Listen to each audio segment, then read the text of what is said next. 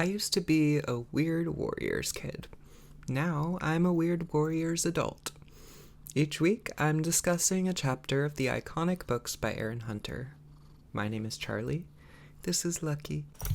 And in today's episode, I'll be talking about Chapter 1 of Book 1 of the series The Prophecies Begin, titled Into the Wild.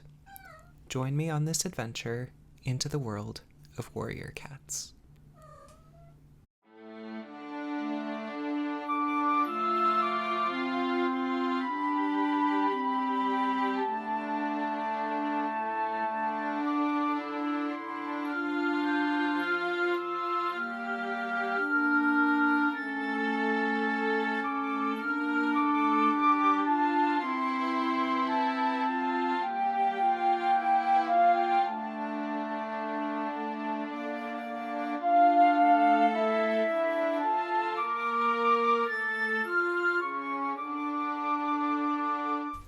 Alright, we are going to dive right in.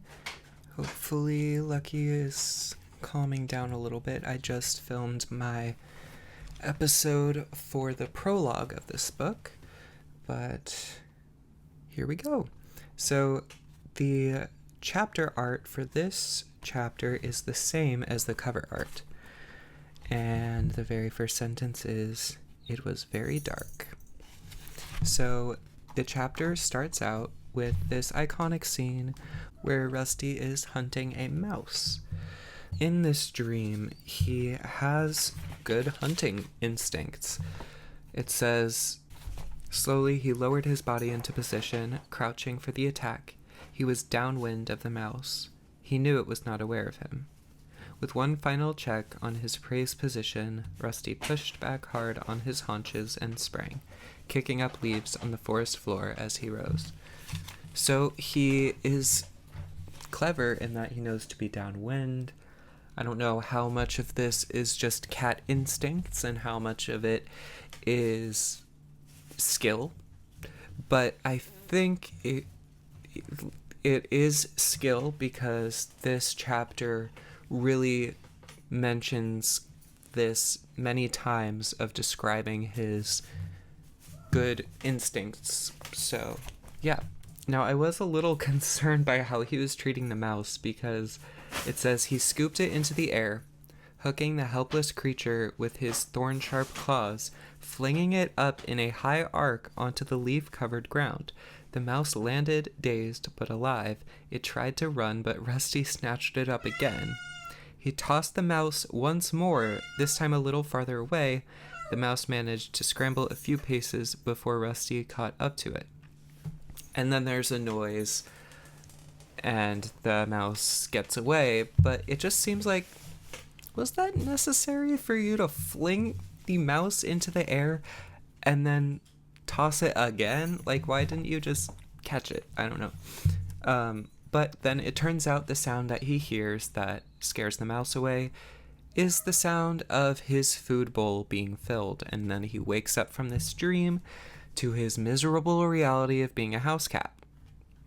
And it says that the collar on his neck was uncomfortable.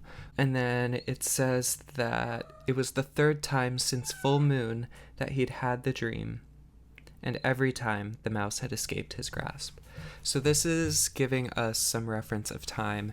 In the last episode, I talked about how in the prologue, it says that it is a half moon, which means it would be either a week before or after the full moon. But since he's saying here that it was the third time since full moon, I think we can assume that it's about a week after the full moon. So that means he's had dreams of catching a mouse or hunting a mouse and not catching it 3 times in the last week. And that's assuming that this is happening at the same time that the prologue happened, or like right after. Lucky has the zoomies right now. Okay, so then we get to he's complaining about the bland food, and he's really wishing he was eating a mouse instead of this food.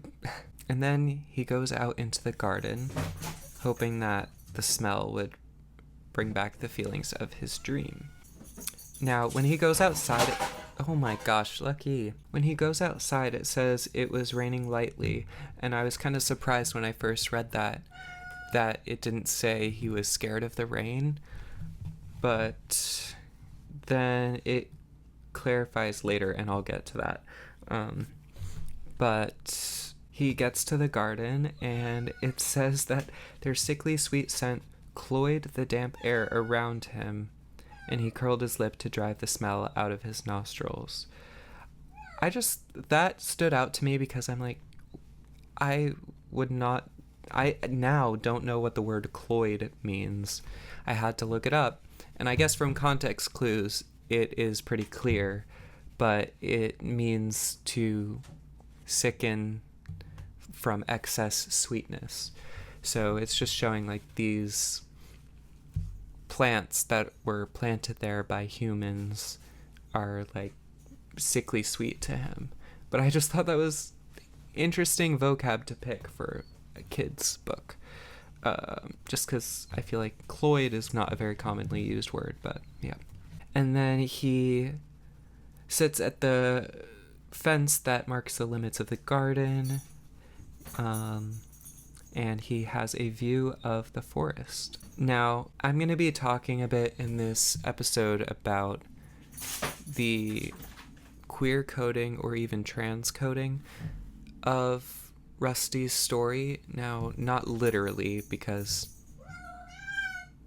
he's not actually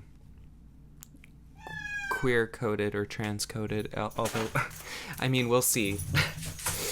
But when I'm saying it's queer coded and trans coded, I just mean in the story itself, in the concept of feeling out of place and having this deep feeling inside that you're just not where you're supposed to be. And once he does eventually go to the clans, having this sense of being an outcast and not being accepted. So one place where I feel like we see that is him admiring the forest and looking beyond.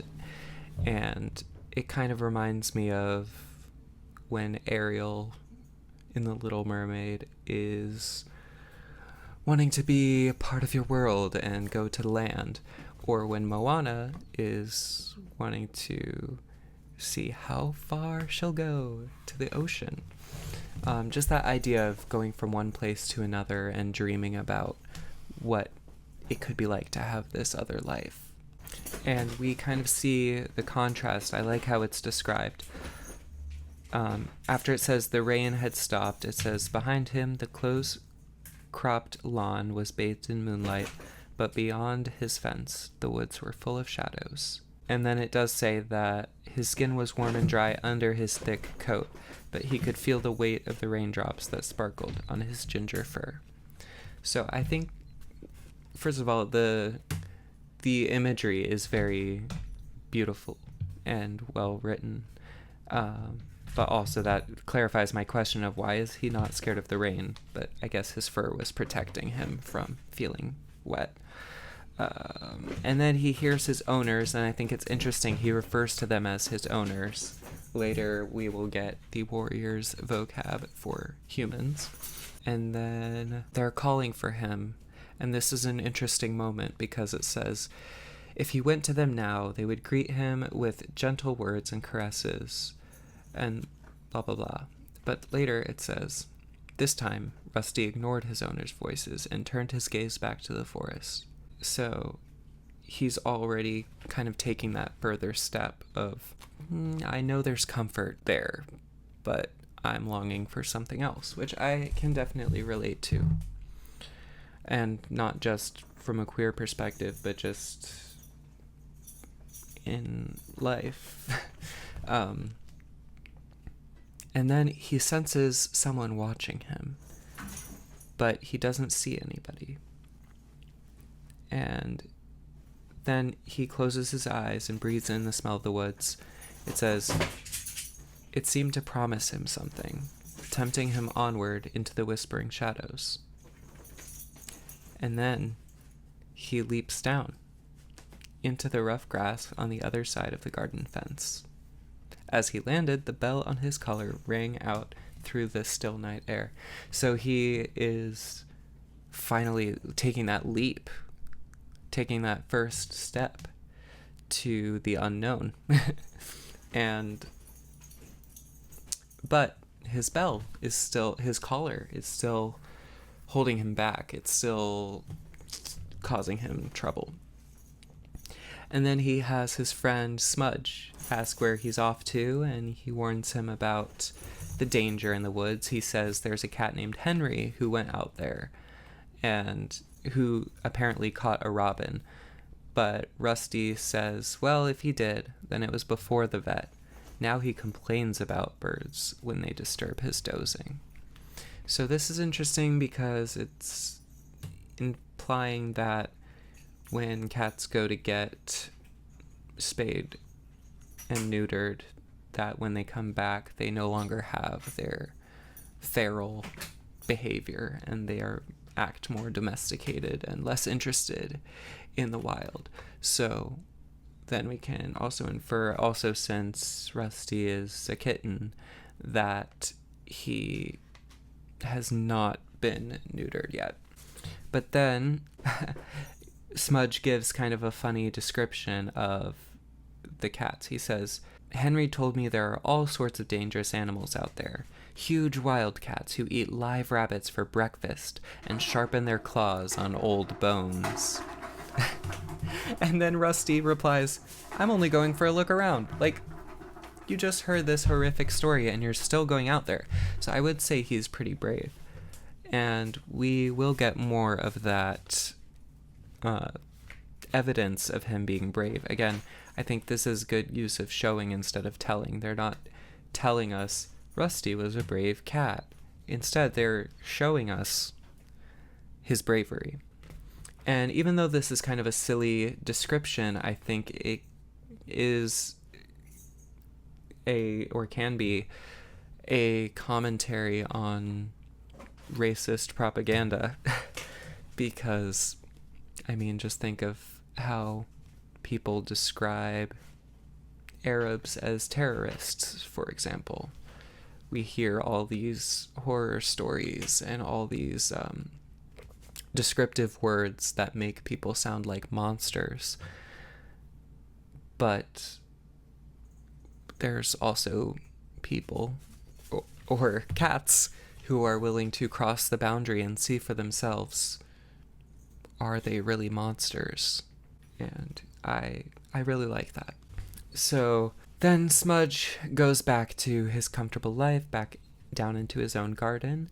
And I like the character of Smudge because it shows kind of that contrast of having someone who is content with life how it is and doesn't understand why someone would question anything.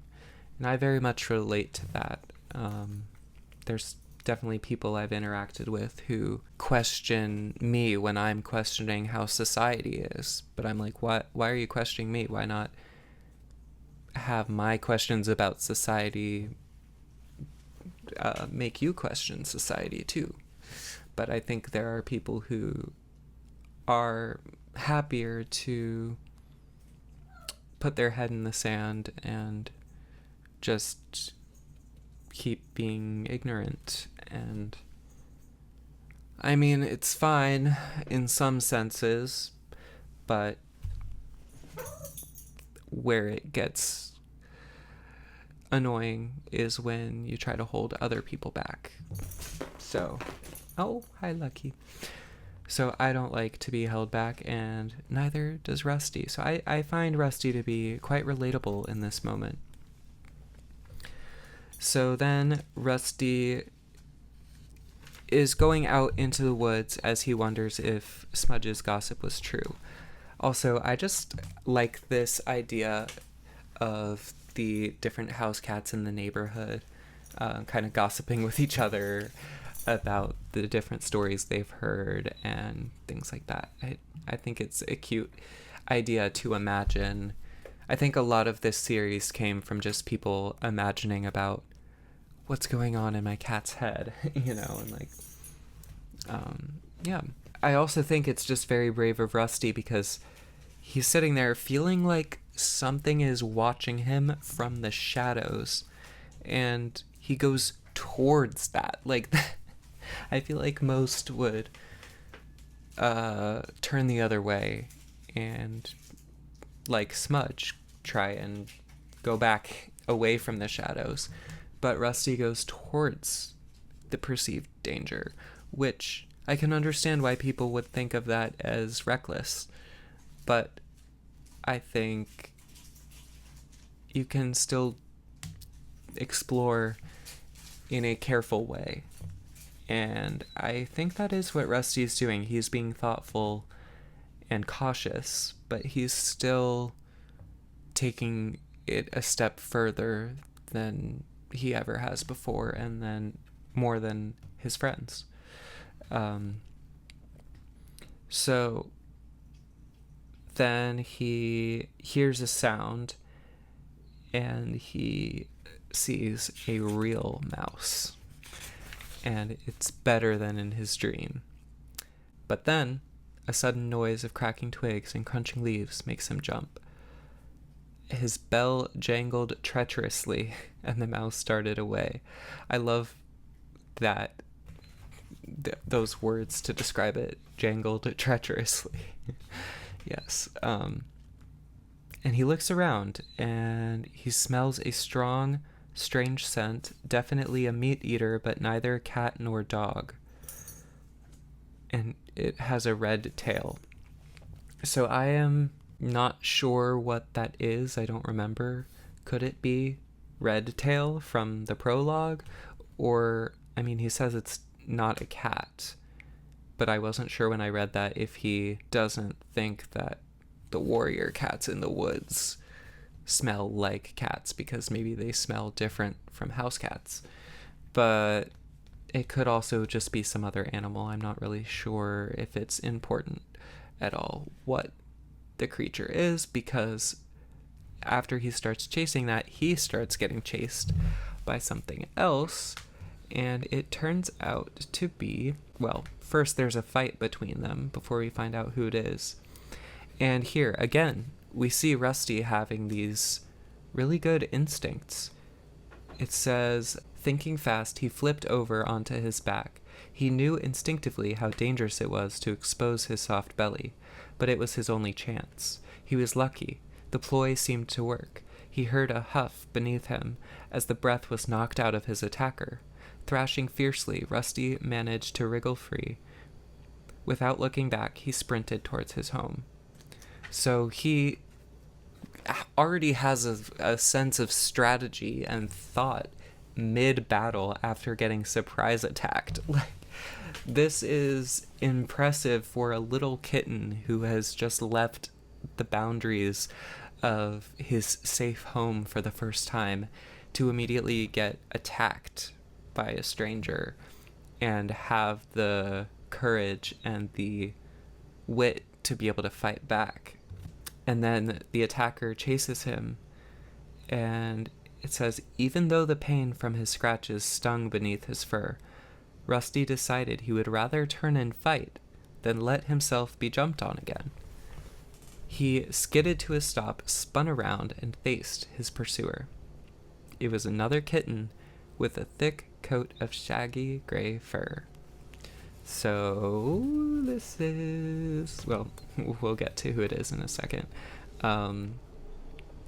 In a heartbeat, Rusty smelled that it was a Tom and sensed the power in the sturdy shoulders underneath the soft coat.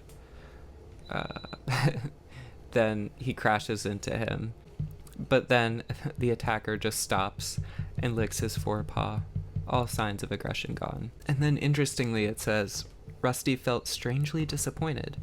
Every part of him was tense, ready for battle. So this could be in some ways even though this is probably trying to show his bravery and show his inherent warrior potential, that also is a little bit worrying to me, because it shouldn't be desired to be in battle. Like, I don't know.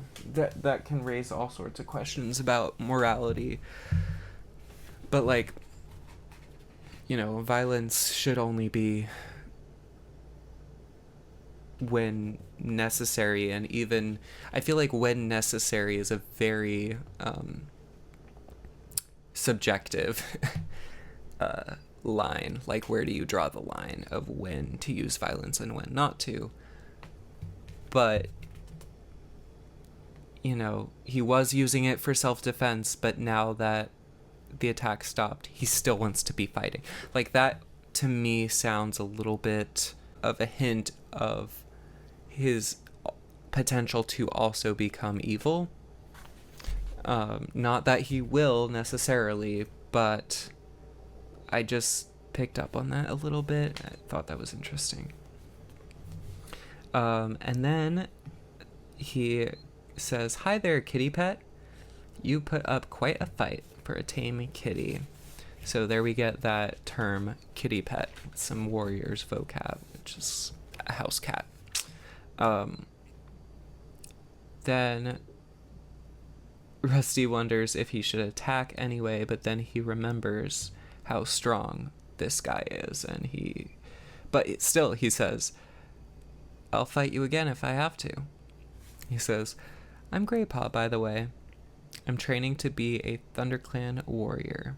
Just completely ignoring the threat and just introduces himself. I love Graypaw so much.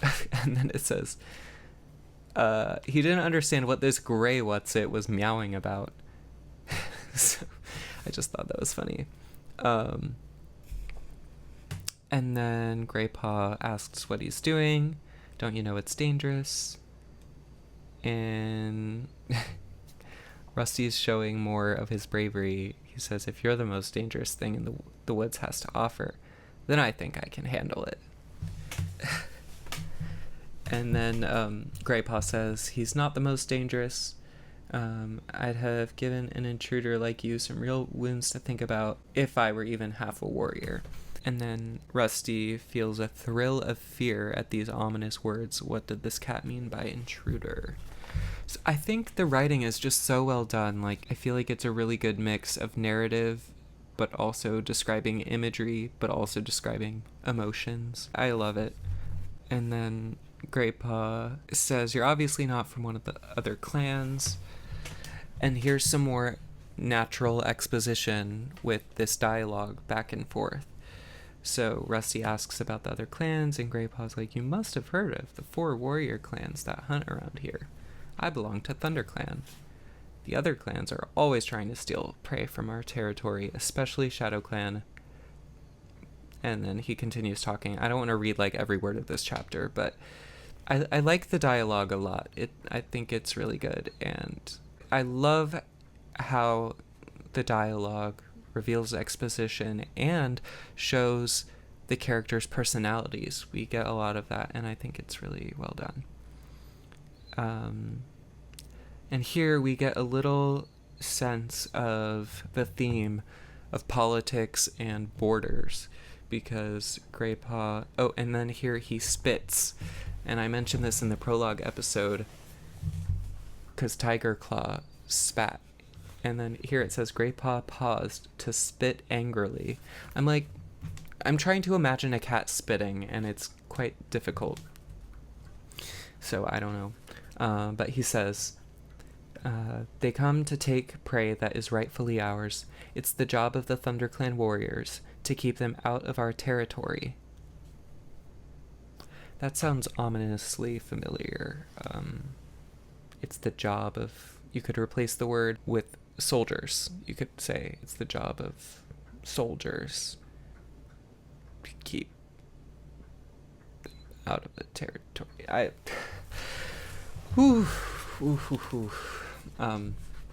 Yeah, it's dark. The world is dark.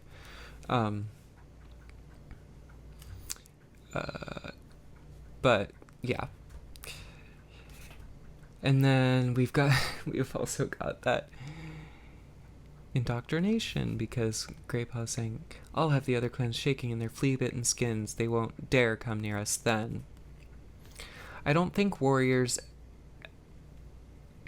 I don't think they ever get into the theme of like, maybe we should all stop fighting each other. Maybe we should try to be peaceful and just get rid of our borders, build bridges, not walls, and get along.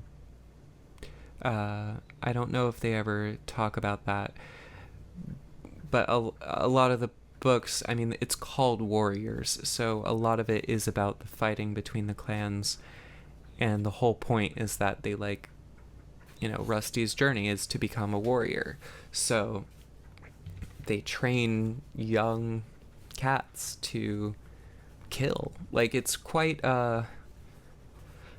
dark, and I don't know if they ever get into that social commentary of like, wait a second, we're teaching kids to fight. Maybe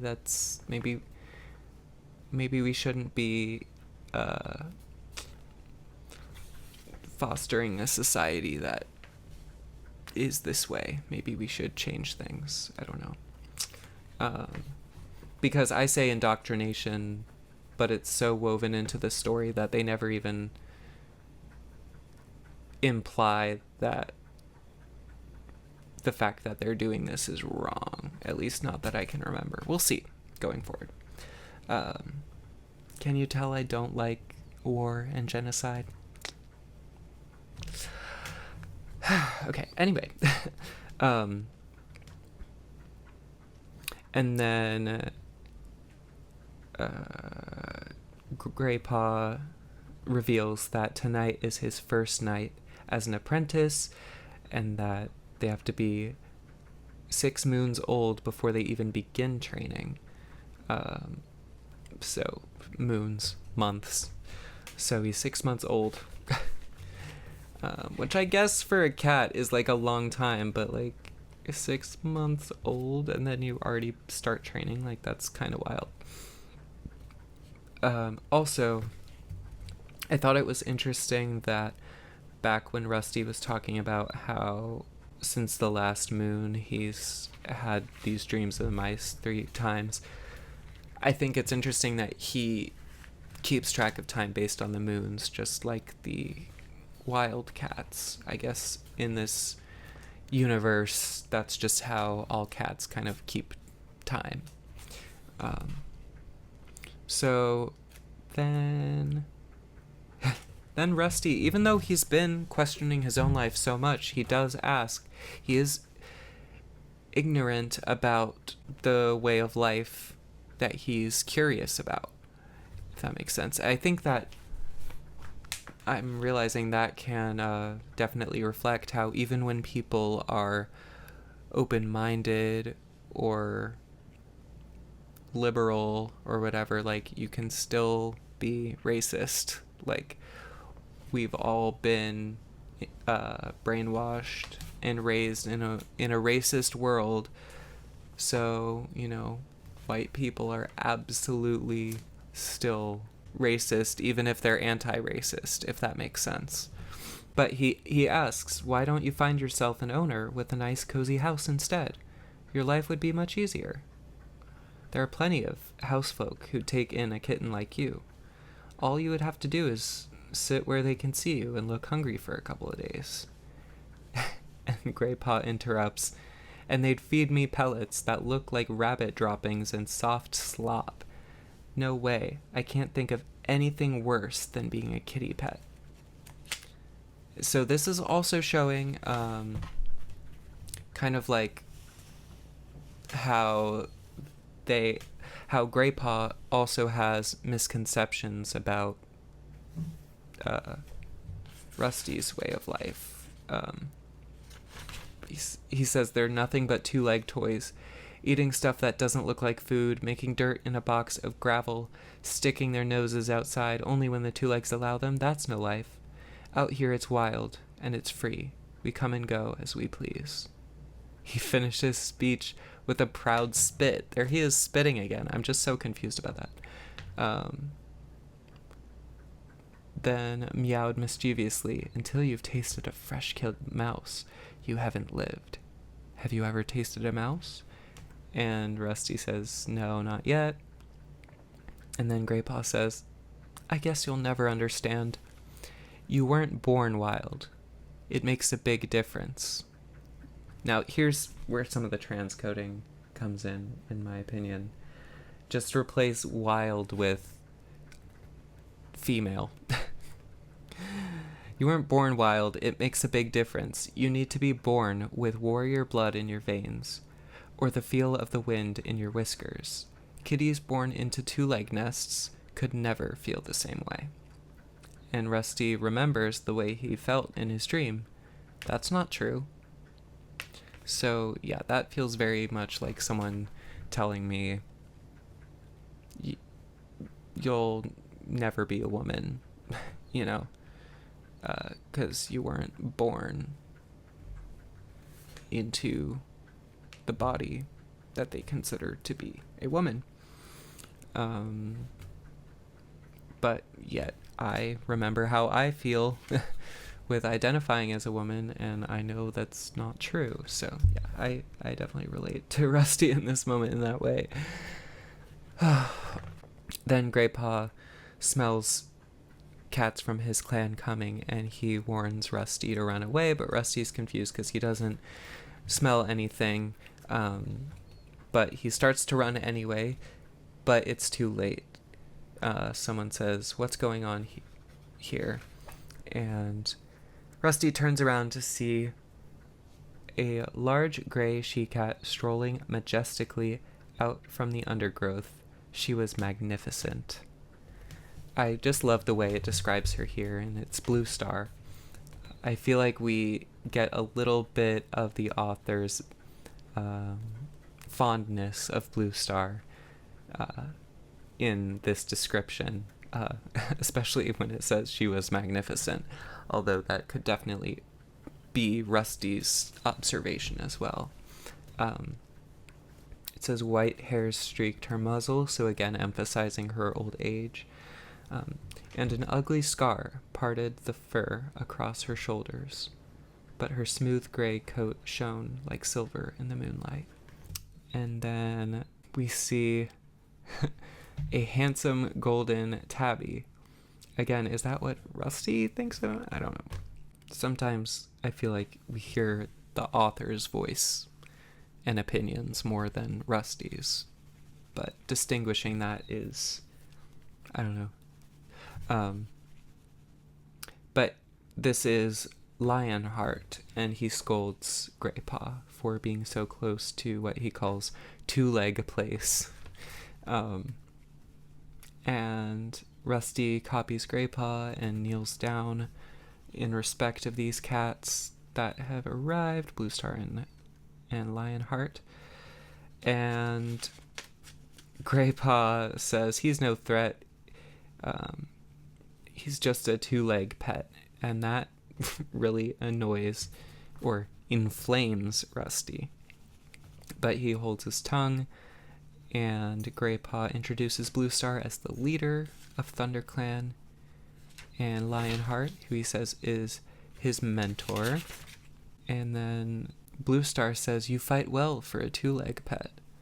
And Rusty and Graypaw are confused. And then she says, "We've been watching you both." And this makes me wonder if this is... Rusty said he felt like someone was watching him. Was that Bluestar before he went into the woods? Bluestar tells them to sit up, and she says, "You reacted well to the attack, kitty pet. Graypaw is stronger than you, but you used your wits to defend yourself, and you turned to face him when he chased you. I've not seen a kitty pet do that before." I really like the voice. Like, they all have distinct personality in their dialogue. We definitely hear that coming through in Bluestar's words. And Rusty is surprised by the praise. And then she says, "I've been wondering how you would perform out here beyond the two-leg place. We patrol this border frequently, So I have often seen you sitting on your boundary, staring out into the forest. And now, at last, you have dared to place your paws here. You do seem to have a natural hunting ability. Sharp eyes. You would have caught that mouse if you had not hesitated so long. So that's some new information. Like, Blue Star's been watching him, which I guess is slightly creepy, but also I don't think it necessarily is creepy because, she's just passing by and notices him admiring the woods. And I think she definitely has a natural mentoring instinct towards Rusty. So right from the beginning of their relationship, it's kind of having that observing and training, like, teacher student relationship.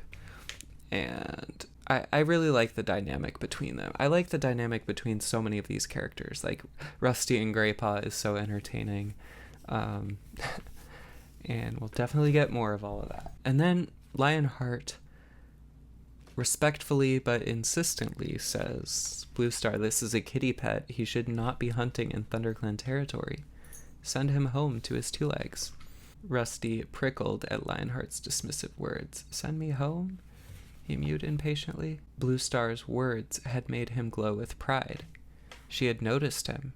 She had been impressed by him. So there's just so much information here. Like, we kind of get that dynamic between Lionheart and Blue Star, where he respects her, but he also challenges her wishes, which I've been watching The 100, like rewatching it lately, and that kind of reminds me of the relationship between Indra and Lexa. But anyway, I like how there's different ways of describing Rusty's emotions. Instead of every time Rusty is annoyed saying, Rusty was annoyed, it's saying, like, Rusty was inflamed by the words, and here it's saying Rusty prickled at the words. So I just like the variation in how it's written. And then he says, I only come here to hunt for a mouse or 2. I'm sure there's enough to go around. And then Blue Star totally switches up, and she is very angry, blazing with anger, in fact. She says, there's never enough to go around. She spat. Now, in this case, I feel like when it's saying she spat, it's like she's spitting the words angrily. But in other cases where it's just saying that the cats are spitting, I'm like confused by that. Anyway, she says, if you didn't live such a soft, overfed life, you would know that. And Rusty's confused by her sudden rage, and both Lionheart and Blue Star loom over him. And the way I interpret it is that Blue Star, based on her words in the prologue with Spotted Leaf about how she's worried about ThunderClan, I think she's just very much on edge right now, and the second that someone kind of makes an incorrect assumption, which is Rusty's bad, but also he doesn't know any better. He's very ignorant about their way of life. And she has a right to be offended about that. Like, they're probably on the verge of starving and trying to get food. Anyway, it's nuanced and interesting. For a kid's book, I really appreciate how much nuance and conflict, but yet still, like, I don't know how to articulate what I'm thinking, but, like, it just really shows those interpersonal